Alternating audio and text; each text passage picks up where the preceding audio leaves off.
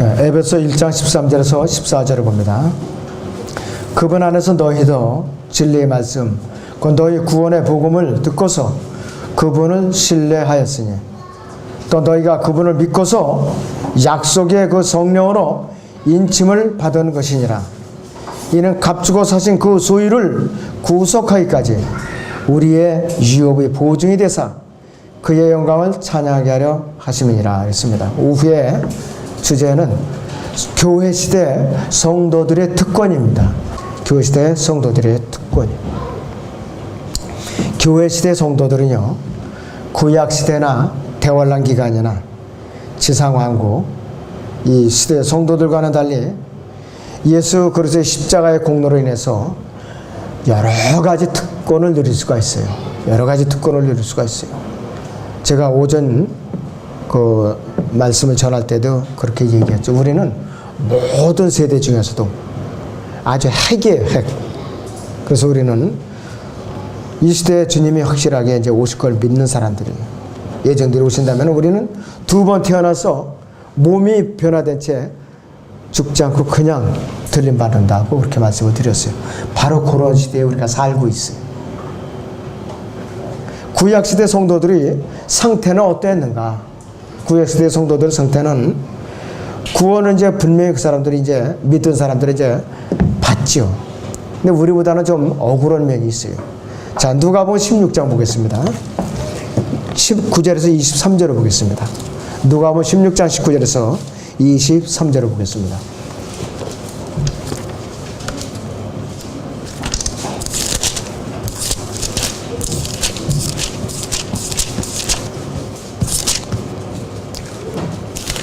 네, 19절부터 보죠. 어떤 부자가 있었는데 그는 자색옷과 고운 베옷을 입고 매일 고아라운 생활하고 있더라.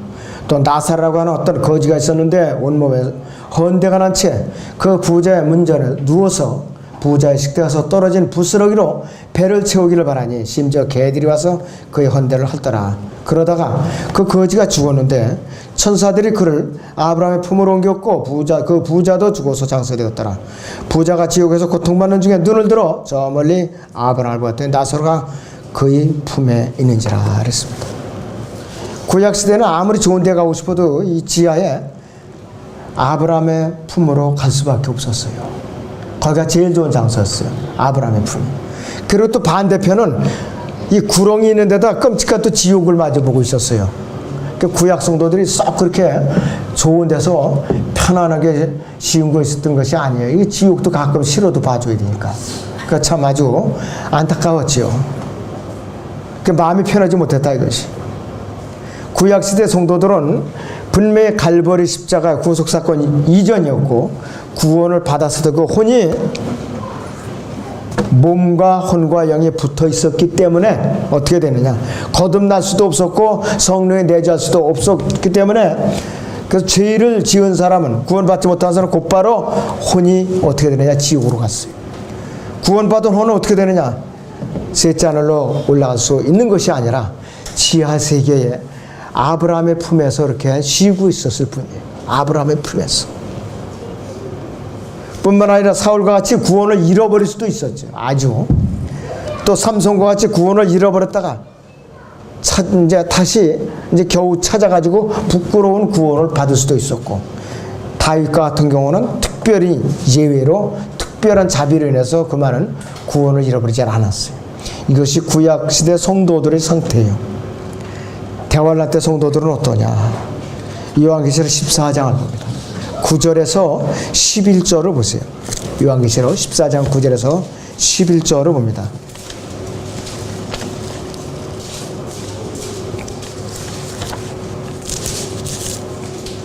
14장 11절부터 그 고통의 연기가 영원 무궁토로 가리라.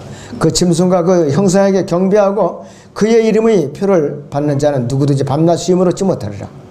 여기에 성도들이 인내가 있으며 여기에 하나님의 계명들과 예수의 믿음을 지키는 자들이 있느니라고 하시니라, 이렇게 말하고 있어요. 자, 거기 9절에서 10절을 다시 봅니다.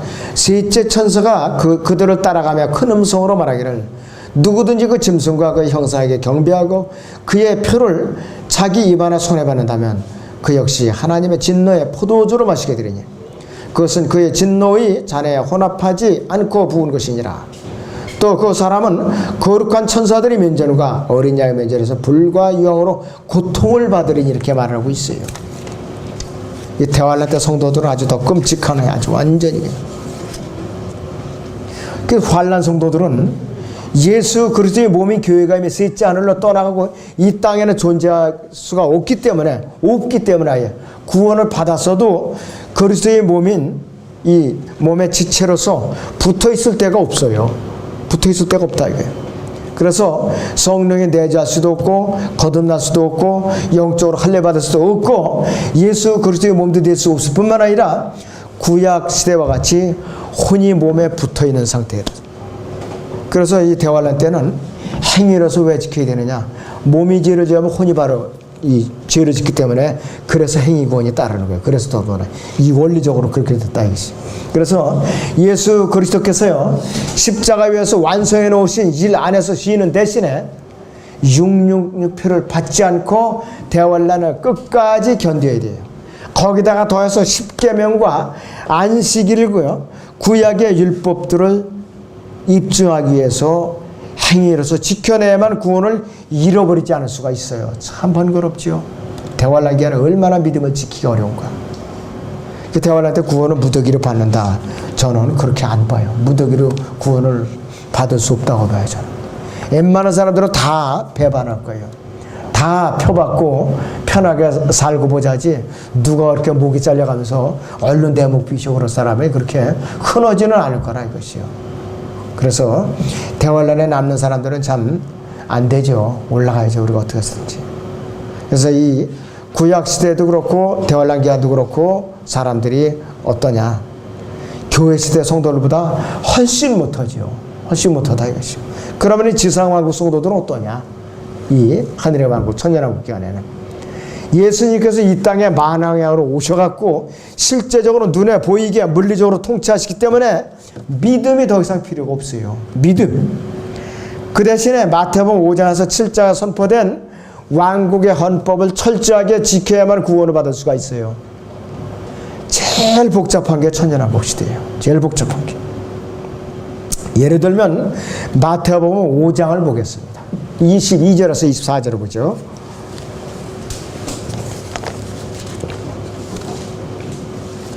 마태복음 5장 22절에서 24절을 봅니다. 내가 너희에게 말하노니 까닭 없이 자기 형제에게 노하는 자는 누구나 심판이 위험에 처하게 될 것이며 자기 형제에게 락하라 하는 자는 누구나 공의의 위험에 처하게 될 것이요 또 어리석은 자라 하는 자는 누구나 지옥불의 위험에 처하게 될 것이라. 자, 그리고 그러므로 만일 네가 예물을 제단에 드리다가 거기서 네 형제가 네게 반감을 갖고 있다는 것이 생각나거든 네 예물을 거기 제단 앞에 놓아두고 가서 먼저 네 형제와 화해하고 그 후에 와서 예물을 드리라. 먼저 사람과의 화해가 되자면 이 제물조차도 지상왕국 때는 거절이 돼요. 거절이 됐다 이것이. 그리고 누구한테 욕 한마디 잘못하면 심판을 받게 돼요. 라카라는 말은 골이 텅 빈 자라는 뜻이에요. 골빈 자.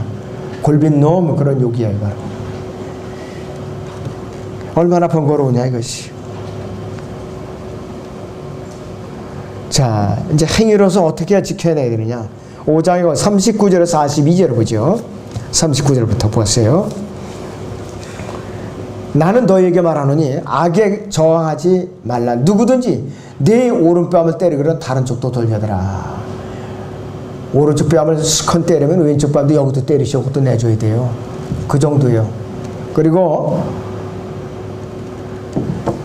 또 만일 누가 너를 법에 고소하여 너희 웃옷을 빼앗으려거든 하려고 하거든 외투까지도 갖게 하라. 또 누구든지 너에게 억지로 1미리오를 가고자 하거든 2미리오를 동행해 주라. 너에게 구하는 자에게 주면 너에게 빌리고자 하는 자로부터 돌아서지 말라. 일일이 다 행위대로 해야 돼요. 그렇지 않으면 심판을 받는다 이것이. 이 왕국시대의 심판은 좋은 심판이 아니에요. 지옥과 연결이 되는 그 심판이라 이것이 바로. 그런데 다행스러운 것은 그래도 이 왕국 시대에는 사탄이 이 구렁에 갇혀 있는 기간이에요. 만약에 사탄이 활동하는 상태에서 이걸 다 지켜냈다면 100% 다 지옥 갈 거예요. 할 수가 없어요. 왜? 죄의 근원인 사탄이 결박되어 있는 상태에서 이걸 지키라고 그러니까 다행이지, 만약에 사탄이 풀려 있는 상태에서 하라 그러면 아무도 구원받을 사람 없어요. 지상한 것들. 참 다행스러운 거예요. 자, 그렇다면은 교회 시대 성도들의 특권은 어떠냐? 교회 시대에는 여기서 아까 본문 다시 보세요. 에베소 1장 13절에서 24절을 봅니다.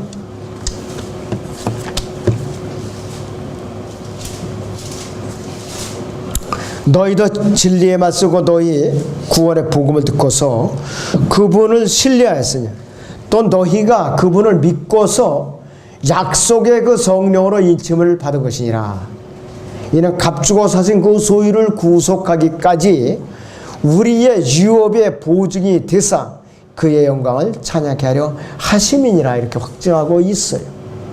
자, 그런데 교회 시대의 그리스도인들의 이름은 예수 그리스도 안에서 생명책에 기록이 돼 있어요. 이미 빌립보서 4장 3절인 대로 결코 지워질 수가 없어요.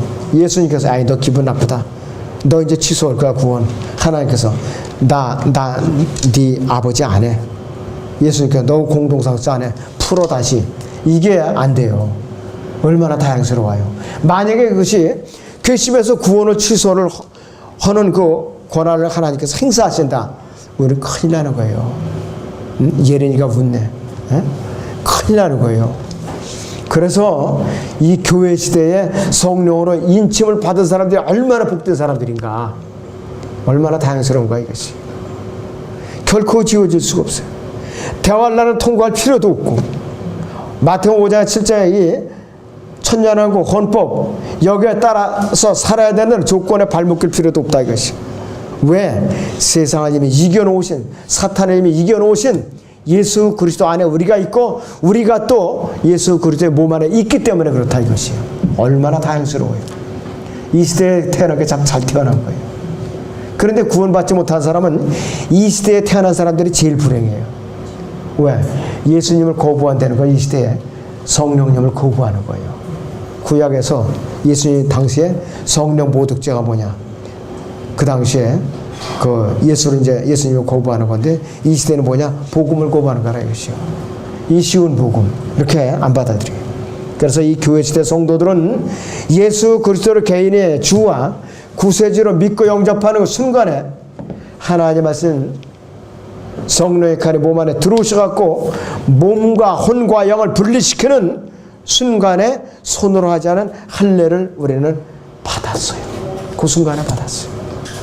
그리고 성령으로 우리를 거듭난 사람들이, 성령님이 아예 몸 안에 내주하고 계세요.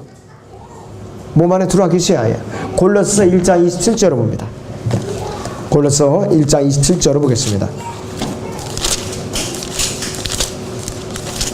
네, 1장 27절을 보죠.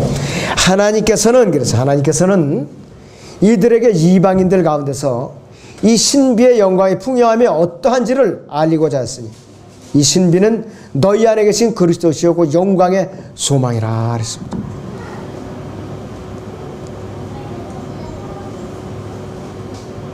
우리는 주님의 몸의 일부고, 또 우리는 영광의 소망, 예수님과 같이 변말이 되는 영광의 소망을 뭘 보증할 수 있느냐? 우리 안에 영광의 소망의 주체이신 예수님이 들어와 계시기 때문에 우리는 그 몸으로 다 틀림없이 변화된다 이것이. 얼마나 다행스럽고 감사한 일이냐 이것이. 그래서 또 우리 성령으로 아예 그냥 봉인을 해버렸어요. 성령으로. 그러니까 그 성령을 우리는 슬프게 해서는 안 되는데, 사람들은 슬프게 막 죄를 이제 지면서 좀 속을 새기는 사람들이 간간히 있어요. 에베소 4장 30절 봅니다. 하나님의 거룩한 영을 그랬어요. 하나님의 거룩한 영을 슬프게 하지 말라 그랬습니다. 너희가 그러냐 구속의 날까지 인치심을 받았느니라 그랬습니다. 그분의 영을 슬프게 하면은 그분께서 내 안에서 일을 안 하셔요. 그 내가 성령 충만하지 못하니까 어떻게 돼요? 영적으로 침체되게 돼 있죠.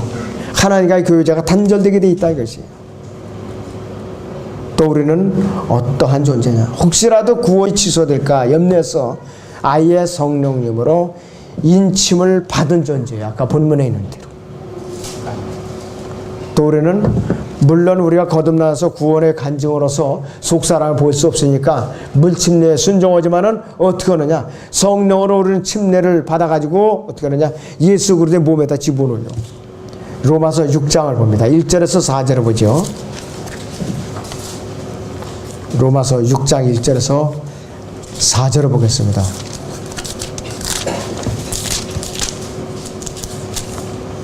그런즉 우리가 무슨 말을 하리요 그랬습니다.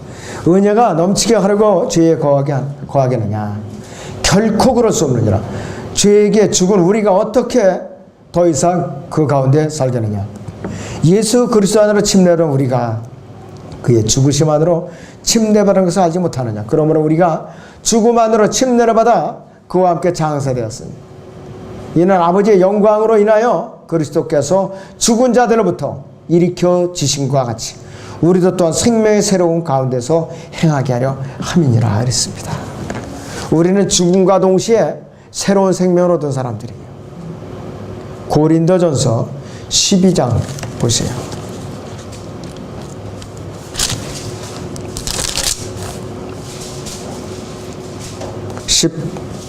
12절에서 13절을 봅니다. 몸은 하나인데 그랬습니다. 몸은 하나인데 많은 지체가 있고 한 몸의 지체는 많아도 모두 한 몸인 것처럼 그리스도께서도 그러하시니라. 유대인이나 이방이나 종이나 자유인이나 한 성령에 의해 우리 모두가 한 몸 안으로 침례를 받았으며 또 모두가 한 성령 안으로 마시게 되었느니라 그랬습니다.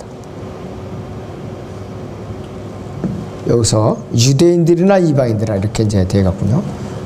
그런데 어느 모임에서는 공기를 마시는 것처럼 성령을 마신다고 마음껏 들키자고 이래요. 실질적으로 그건 아니죠.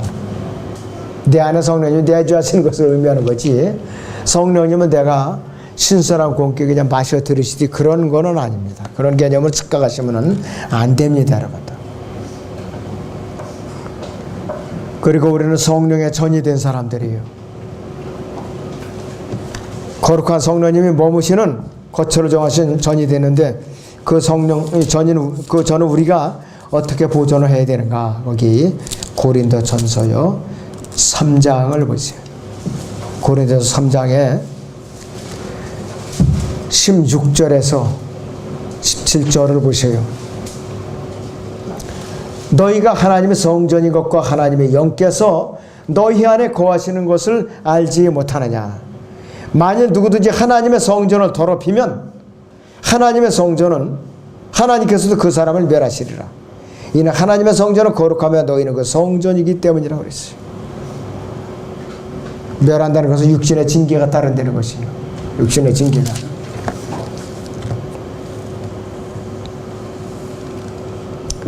예수 그리스도의 우리는 몸의 지체들이에요. 고린도전서 12장에 쭉 나오죠. 예수 그리스도의 지체가 그냥 일일이 다 그렇게 몸의 지체처럼 자세하게 설명을 하고 있다 이거죠. 우리는 또 영원한 우주 공간에 나가서 영원한 세상에서 예수 그리스도와 함께하는 공동 상속자로서의 특권을 누릴 수가 있어요. 공동 상속자. 로마서 8장을 보겠습니다.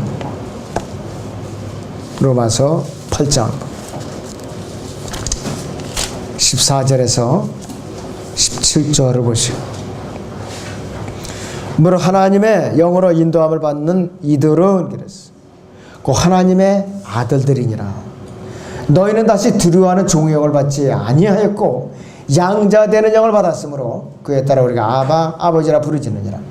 성령이 친히 우리 영과 함께 우리가 하나님의 자녀임을 증거하시거니와 자녀이면 또 상속자들이니 하나님의 상속자들이요 그리스도와 함께한 공동 상속자들이니 우리가 그와 함께 고난을 받은 것은 함께 영광도 받게 하려 함이니라 그랬습니다. 자, 예수님과 우리는 공동 상속자로 묶여있는 몸들이라 이것이.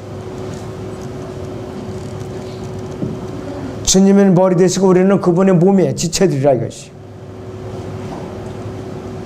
그리고 예수님께서는 머리로서 우리는 그분의 몸의 지체로서 만물에는 모든 것을 채우는 역할을 누가 하느냐? 우리 교회의 구성원들이 나가서 하는 거라 이것이 앞으로 영혼에 가서. 그리고 매일 매 순간마다 예수 그리스도 안에서 거룩한 성전으로 지어져 가고 있다고 그랬어요. 언제까지? 우리가 몸의 구속을 받는 순간까지. 그때 주님 몸이 완성되는 것이에요. 에베소 2장 봅니다. 21절, 22절을 보죠. 2장에.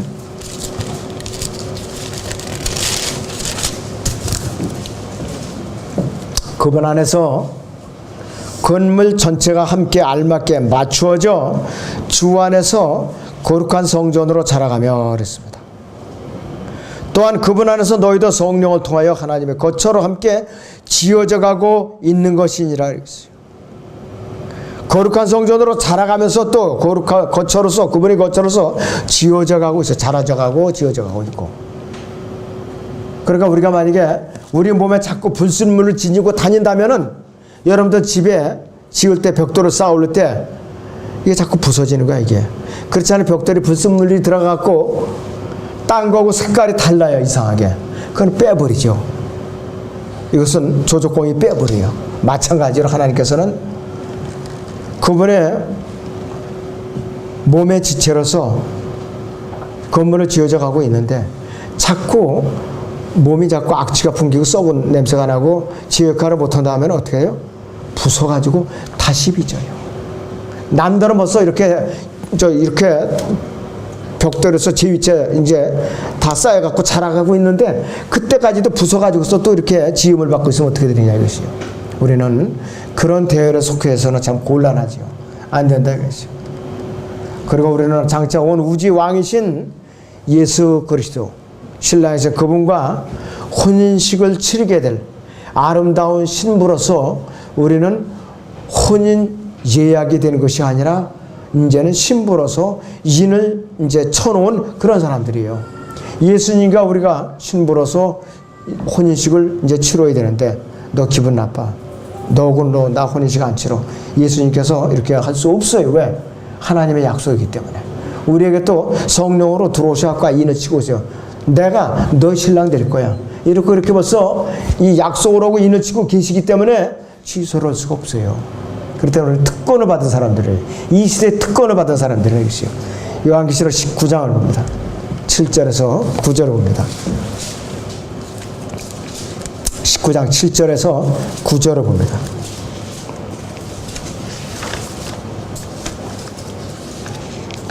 기뻐하고 즐거워하며 그분께 존귀를 돌리세. 이는 어린 양의 혼인식이 다가왔고 그의 아내도 자신을 예비하였습니다.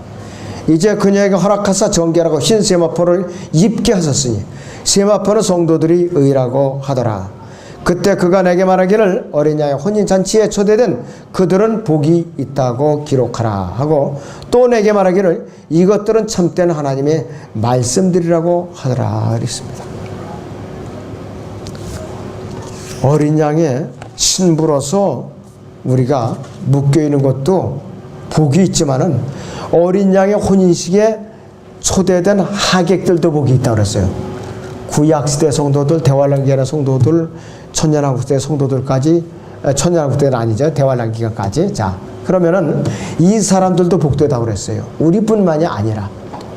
거기서 하객으로 참석해서 박수 쳐주는 사람들조차도 복이 있다고 그랬어요. 성교에서는. 근데 세상에서 읽자는 안 그래요. 뭐 신부 얼굴에 잘생겼네 못생겼네 신랑이 뭐 키가 작으네 어쩌네 뭐 주름살이 있네 없네 어쩌고 저쩌고 수군거리고 그냥 식장 뒤에서 말이죠. 그러나 셋째 아들의 어린 양의 혼인식에는 이런 수군거리게 일체 용납이 안 돼요. 할 수도 없군요. 그리고 거기 올라간 사람들은 영원에서 같이 살 사람들이에요. 전부 다. 그래서 우리는 이 교회 시대에 태어난 것이 이 구원받은 것이 성령으로 인침받고 우리는 바른 교리와 바른 말씀대로 훈련받고 있는 것이 얼마나 주님 앞에 축복을 받은 그 대열에 속해 있는가 이 시간을 통해서 다시 한번 되새기시기 바랍니다. 기도하겠습니다.